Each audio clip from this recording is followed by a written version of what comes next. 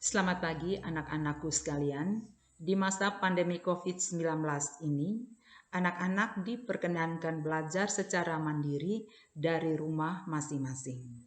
Sebagai panduannya, Ibu akan menjelaskan materi pertemuan kita pada pagi hari ini, yakni tentang komposisi penduduk.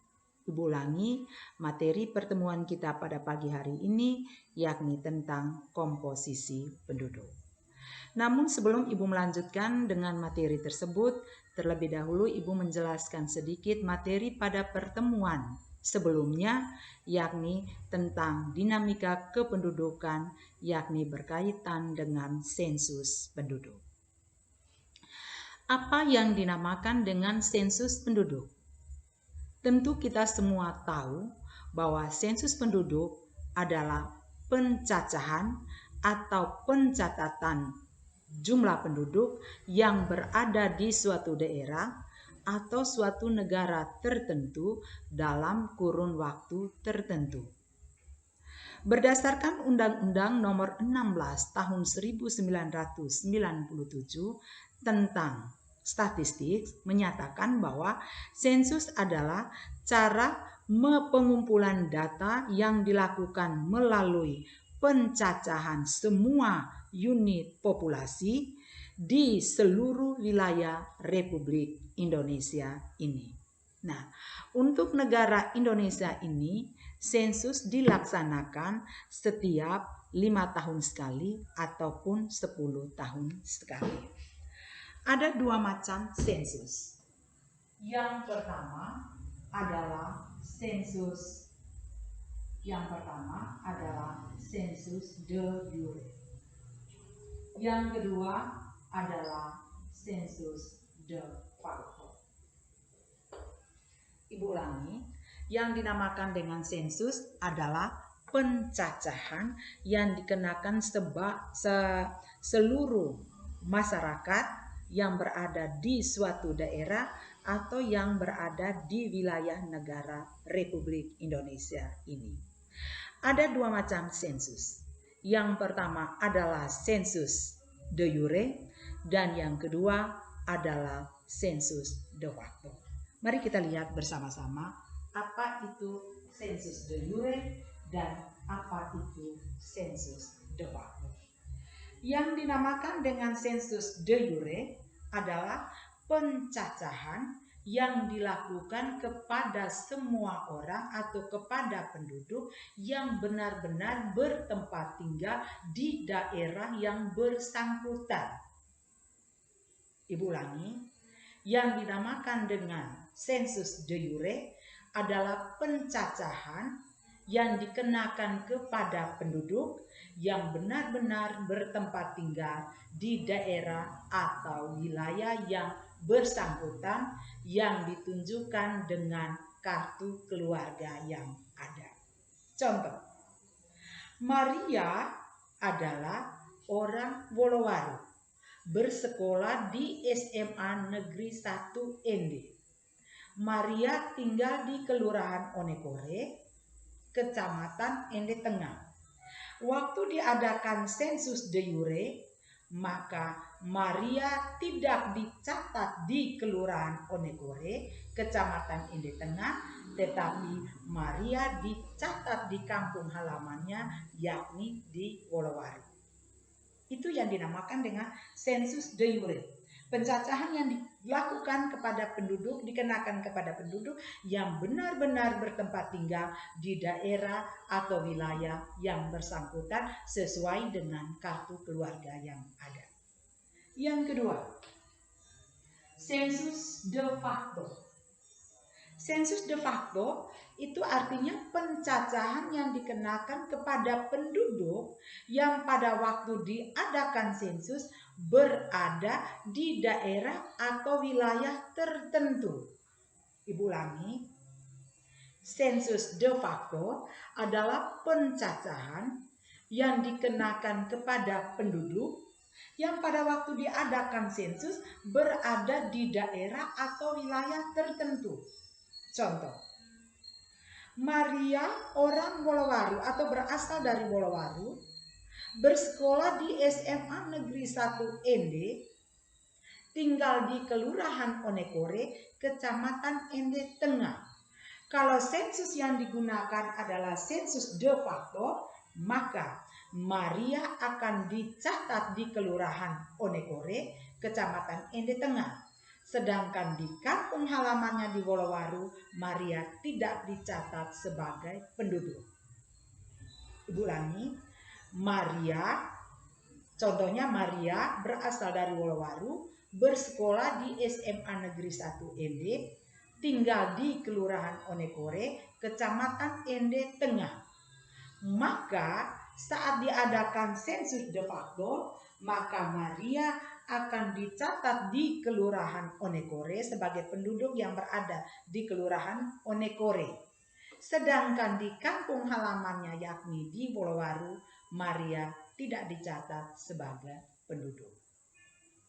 Itulah perbedaan antara sensus de jure dan sensus de facto. Kalau de jure sesuai dengan tempat asalnya. Tetapi kalau sensus de facto sesuai dengan tempat tinggal di mana orang tersebut berada. Nah, dalam pencacahan kedua sensus ini digunakan dua metode.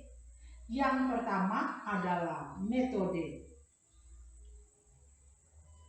canvasser dan yang kedua adalah metode householder. Ibu ulangi, dalam pencatatan jumlah penduduk di suatu daerah atau di suatu tempat, maka digunakan dua metode atau ada dua metode yang digunakan. Yang pertama adalah metode canvasser dan yang kedua adalah metode householder. Sehingga untuk mendapatkan data kependudukan di suatu daerah, maka tidak lain dan tidak bukan digunakan dua metode, yakni metode canvasser dan metode householder. Nah, apa itu metode canvasser? Metode canvasser ini adalah di mana pencacahan dilakukan oleh petugas sensus. Petugas sensus mendatangi responden atau penduduk, lalu mengisi jawaban sesuai dengan jawaban responden tersebut atau jawaban penduduk. Petugas sensus mencatat sesuai dengan jawaban daripada responden atau daripada penduduk tersebut.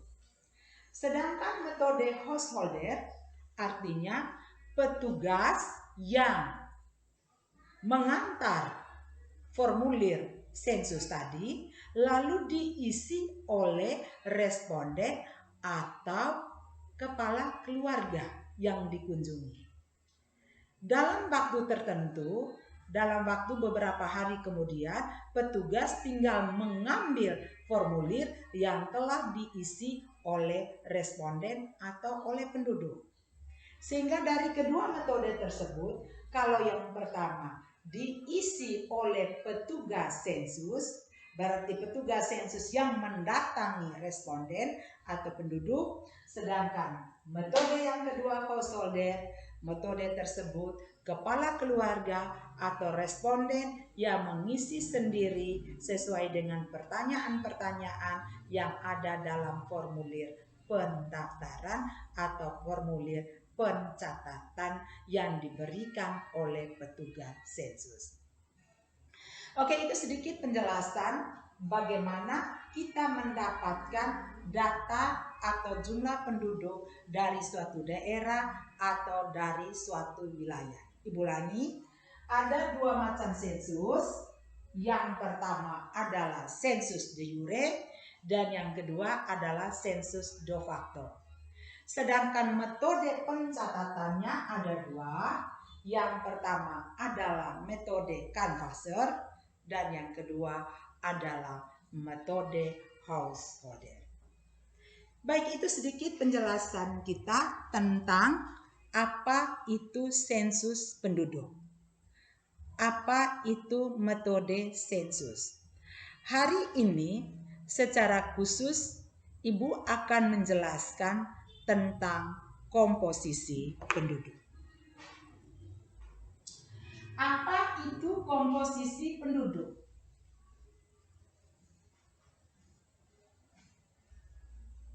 Apa yang dinamakan dengan komposisi penduduk?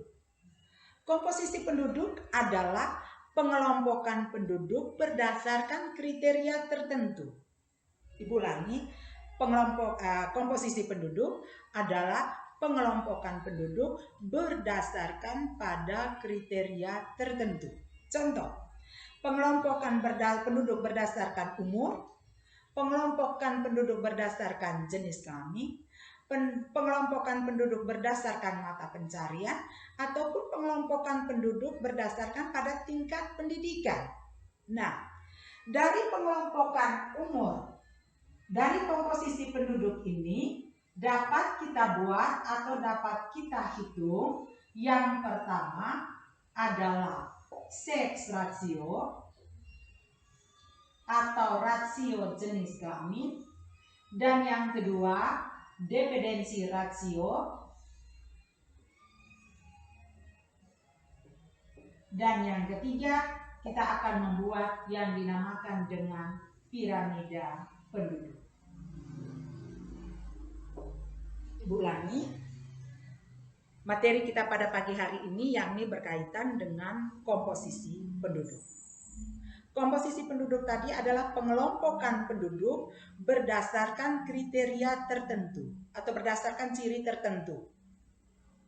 Pengelompokan itu bisa berdasarkan pada umur, berdasarkan jenis kelamin, berdasarkan pada tingkat pendidikan, ataupun berdasarkan pada mata pencarian penduduk tersebut.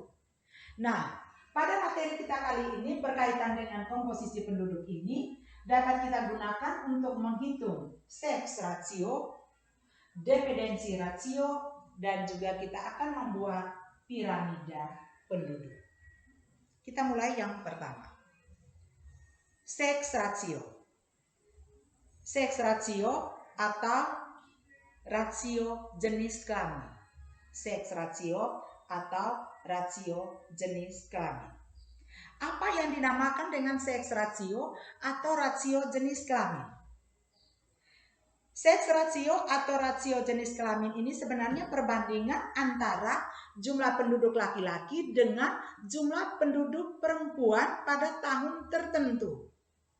Nah, untuk mencari seks rasio ini, untuk mencari seks rasio di suatu daerah atau di suatu wilayah, kita gunakan rumus SR sama dengan jumlah penduduk laki-laki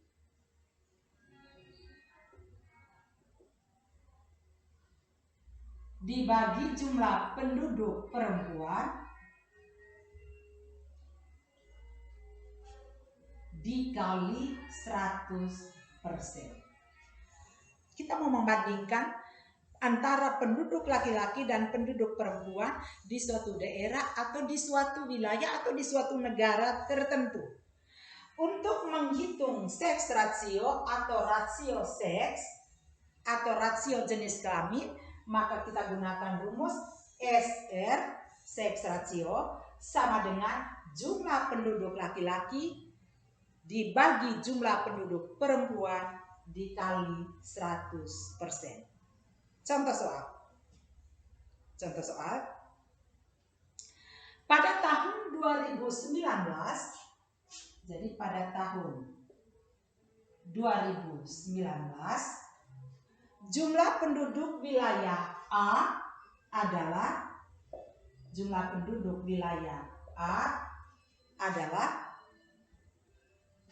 11.000 jiwa.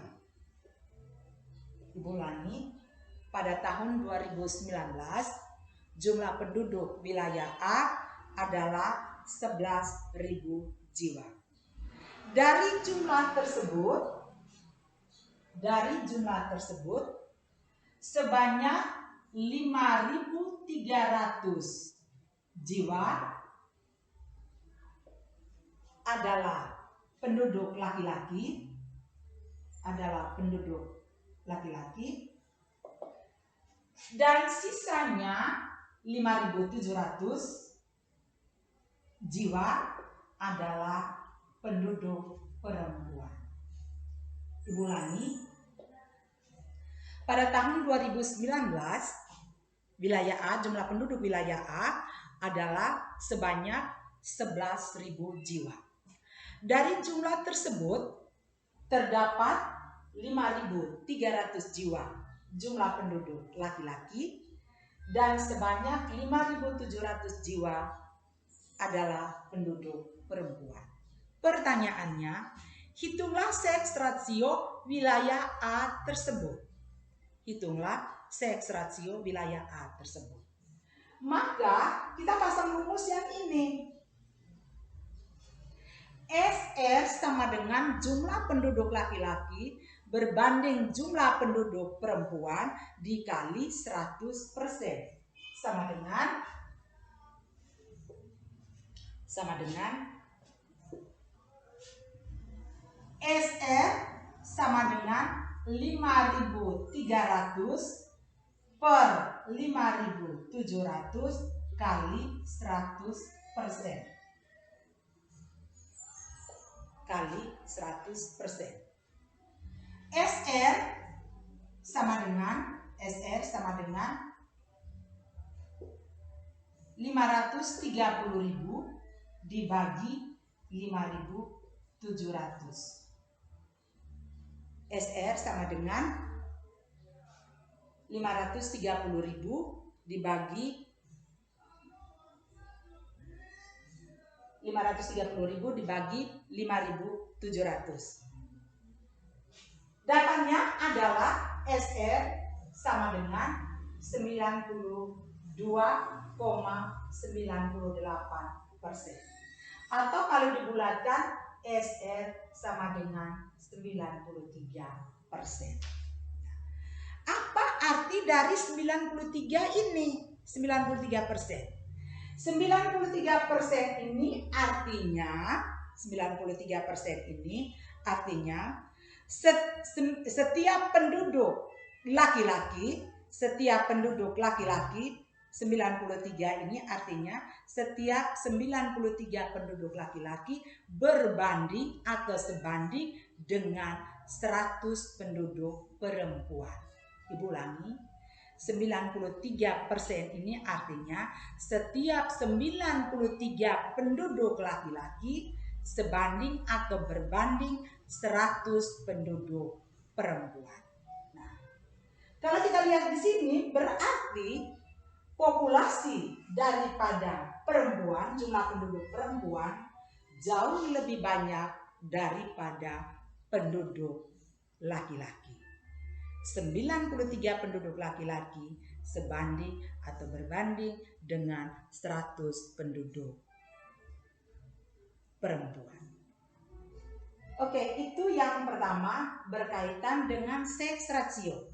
Jadi dari data kependudukan dari sensus penduduk, kita dapat mengetahui jumlah penduduk mana yang lebih, jumlah penduduk antara perempuan dan laki-laki mana yang lebih banyak populasinya. Runutannya dari sensus penduduk. Jadi dari sensus penduduk maka dibuatlah komposisi penduduk. Dari komposisi penduduk kita dapat menghitung rasio jenis kelamin atau seks rasio dari suatu negara. Oke, yang kedua, dari komposisi penduduk juga kita dapat menghitung yang dinamakan dengan dependensi rasio.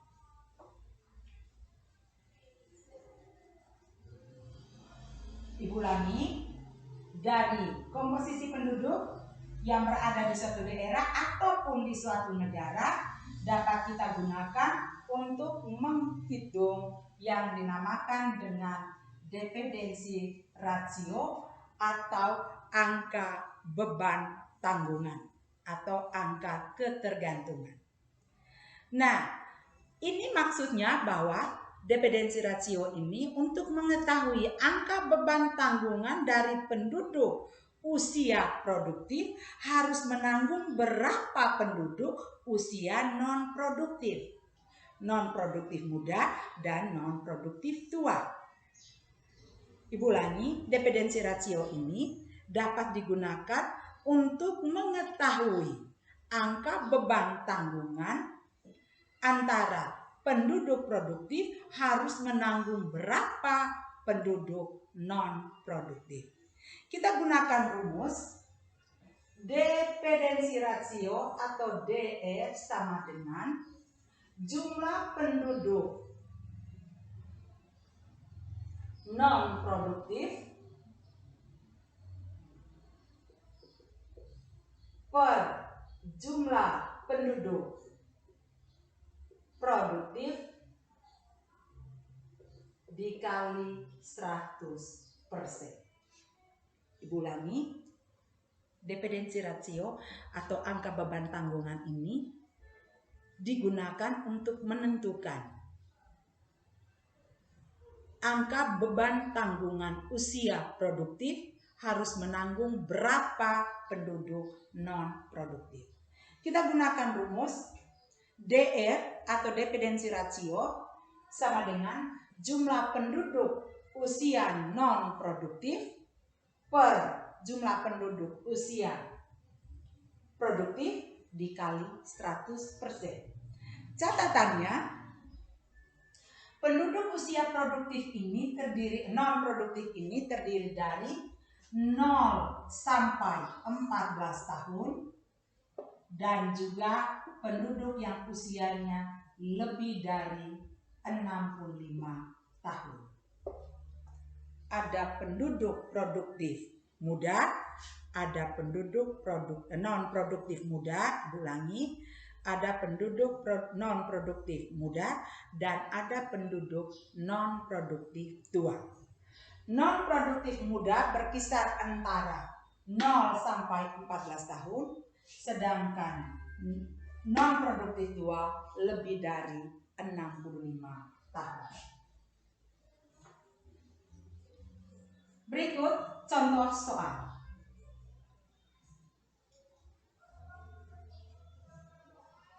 Contoh soal. Pada tahun 2019, jumlah penduduk wilayah A adalah 2.700 jiwa. Ibu ulangi, pada tahun 2019, jumlah penduduk wilayah A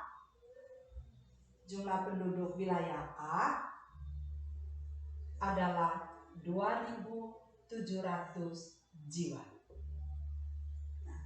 Dari jumlah tersebut terdapat jumlah penduduk 0 sampai 14 tahun sebanyak 300 jiwa, sedangkan 15 sampai 64 tahun sebanyak 2.000 jiwa, dan lebih dari 65 tahun sebanyak 400 jiwa. Ibu ulangi. Contoh soal. Apabila di suatu daerah atau wilayah A pada tahun 2019 jumlah penduduknya adalah atau sebanyak 2.700 jiwa. Dari jumlah tersebut terdapat penduduk usia 0 sampai 14 tahun sebanyak 300 jiwa, 15 sampai 64 tahun sebanyak 2.000 jiwa, sedangkan lebih dari 65 tahun sebanyak 400 jiwa. Pertanyaannya, hitunglah dependensi rasionya. Rumus ini juga bisa berubah menjadi DR atau dengan kata lain, DR sama dengan jumlah penduduk usia 0 sampai 14 tahun ditambah jumlah penduduk lebih dari 65 tahun per jumlah penduduk usia 15 sampai 64 tahun dikali 100%. Dari soal berikut ini dapat kita kerjakan atau dapat kita jawab. Kita lihat di sini. DR sama dengan Jumlah penduduk usia 14 tahun sebanyak 300 jiwa. 300 ditambah usia 65 tahun atau lebih dari 65 tahun sebanyak 400 jiwa. Dibagi jumlah penduduk usia produktif atau dalam hal ini 15 sampai 64 tahun sebanyak 2000 jiwa dikali 100%. DR sama dengan 300 tambah 400 jiwa sama dengan 700 jiwa per 2000 jiwa dikali 100%. DR sama dengan 7000 dibagi 2000. DR sama dengan, kalau kita cakar kita bagi, DR 70 ini hilangkan 70 bagi 2 sama dengan 7 bagi 2 3 ya toh, 3 tinggal 1, 10 bagi 2 5. Jadi DR nya adalah 35%. Nah, apa arti dari 35%? 35% ini artinya, DR 35% artinya setiap 100 penduduk usia produktif harus menanggung sebanyak 35 penduduk non-produktif, baik non-produktif muda maupun non-produktif tua. Ibu ulangi, setiap 100 penduduk usia produktif harus menanggung penduduk usia non-produktif sebanyak 35. Setiap 100 penduduk produktif harus menanggung 35 penduduk non-produktif, baik non-produktif muda maupun non-produktif tua. Nah, gampang kan cara menghitung seks rasio dan dependensi rasio. Nah, kalau dalam tabel nanti atau dalam komposisi penduduk menurut umur dan jenis kelamin, modelnya seperti ini. Ini kelompok umur.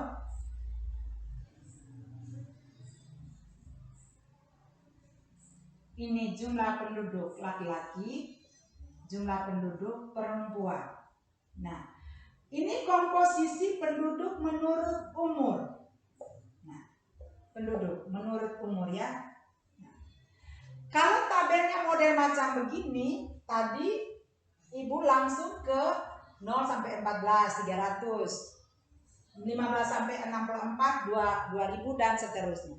Tapi kalau dalam tabel komposisi penduduk dia akan berbentuk seperti ini. Ini kelompok umur. Dan seterusnya ke bawah. Dia start dari 0 sampai 4, 5 sampai 9, 10 sampai 14, 15 sampai dengan ini 19, 20 sampai 24 dan seterusnya. Contoh misalnya 0 sampai 4 tahun laki-laki 2, ini tahun 2019 misalnya, perempuan 3. 5 sampai 9 ini 4, ini 1. 10 sampai 14 misalnya ini 0, di sini misalnya 10. Dan seterusnya 15 sampai 19 misalnya ini 2, ini 2. Ini 3, 2 dan seterusnya ke bawah. Maka kalau kita mau menghitung dependensi rasio, kalau berdasarkan tabel, maka kita hitung berdasarkan ini 0 sampai 4 tahun, 0 sampai 14 tahun. Berarti dari 0 sampai di sini ini menjadi penduduk usia non produktif muda. Berarti tinggal dijumlahkan 6 laki-laki tambah 14 perempuan kalau berdasarkan data ini. Data ini berarti 6 laki-laki, 14 perempuan. Kesulitan hanya di sini cara menghitung ke bawah. Yang ini Ibu berikan data jadi. Sehingga kesulitan hanya itu, lihat dari komposisi penduduk menurut umur dan jenis kelamin, maka buatlah tabel ke bawah, Anda tinggal menghitung. Maka tugas kalian adalah satu. Tugas kalian adalah untuk mendapatkan nilai psikomotor, Anda membuat atau kalian membuat komposisi penduduk, lalu hitung seks rasio, dependensi rasio, dan buatlah piramida penduduk Indonesia khususnya. Sehingga kita bisa mengetahui dari komposisi penduduk menurut umur dan jenis kelamin, kita dapat mengetahui penduduk Indonesia, seks rasionya sekian persen, dependensi rasionya sekian persen, piramidanya berbentuk apa. Oke. Gampang sekali dalam mempelajari atau dalam menghitung seks rasio dan dependensi rasio. Oke, materi kita yang terakhir adalah berkaitan dengan piramida penduduk.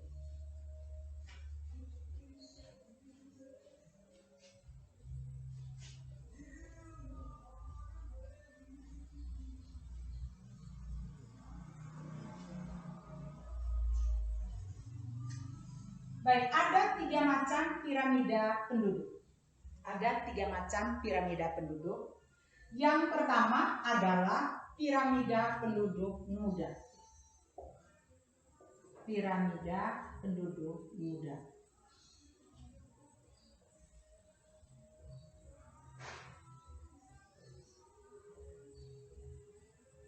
Kalau digambarkan seperti ini piramida penduduknya.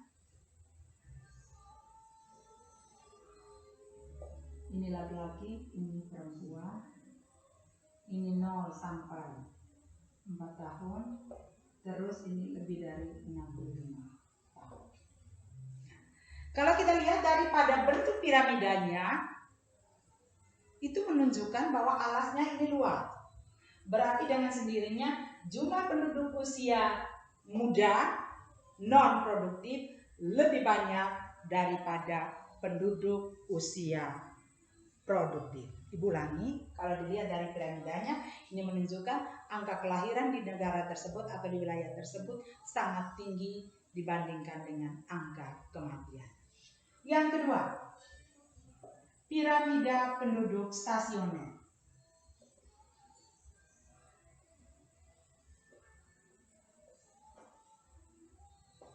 Digambarkan seperti ini.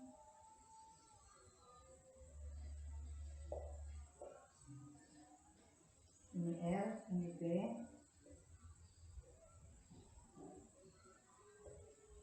Ini menunjukkan bahwa jumlah penduduk itu selalu tetap antara kelahiran dan kematian perempuan dan laki-laki setiap tahunnya itu seimbang, tetap. Kelahiran dan kematian itu seimbang atau tetap. Yang ketiga adalah piramida penduduk tua.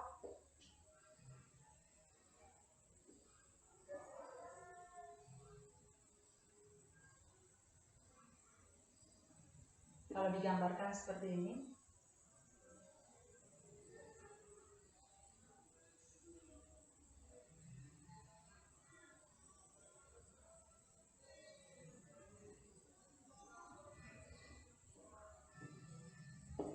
Nah, piramida penduduk tua ini menggambarkan bahwa wilayah tersebut jumlah penduduk tuanya lebih banyak daripada penduduk usia muda. Atau kelahirannya itu sedikit. Kalau kita lihat, usia tuanya jauh lebih tinggi atau jauh lebih banyak daripada penduduk usia muda. Baik, inilah penjelasan kita pada pertemuan kali ini, yakni berkaitan dengan komposisi penduduk. Yang pertama, kita sudah menghitung seks rasio. Yang kedua, dependensi rasio. Dan juga yang ketiga, piramida penduduk. Tugas Anda adalah satu, untuk diambil nilai psikomotornya.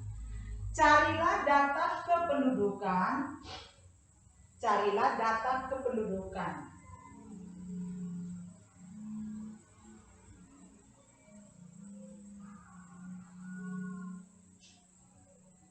Carilah dari tugas. Carilah data kependudukan di kelurahan masing-masing. Di kelurahan masing-masing. Lalu hitunglah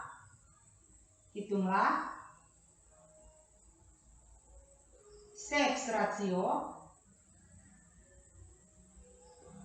dependensi rasio,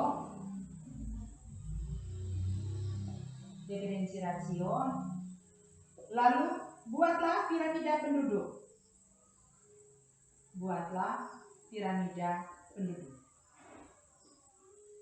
Lalu yang keempat, buatlah kesimpulan.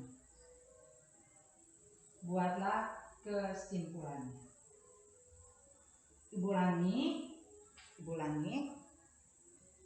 dari pertemuan kita pada pagi hari ini, tugas Anda adalah 1. Carilah data-data kependudukan di kelurahan masing-masing ataupun di kecamatan ataupun di kabupaten masing-masing. Kalau ada data tentang kabupaten boleh cari di internet, boleh kunjungi kelurahan, lalu ambil datanya, lalu yang pertama hitunglah seks rasio, yang kedua hitunglah dependensi rasio wilayah tersebut, buatlah piramida penduduk, dan yang ketiga adalah buatlah kesimpulan daripada gambar tersebut. Baiklah anak-anak, demikianlah penjelasan yang telah Ibu sampaikan pada pertemuan kita kali ini. Apabila masih ada kekurangan ataupun ada yang belum mengerti atau belum paham berkaitan dengan materi tersebut, silakan WA Japri ataupun lewat WA grup geografi. Terima kasih, sampai jumpa pada pertemuan berikutnya. Salam sehat, tetap jaga diri. Semoga kita tetap dijauhi dari COVID-19 ini.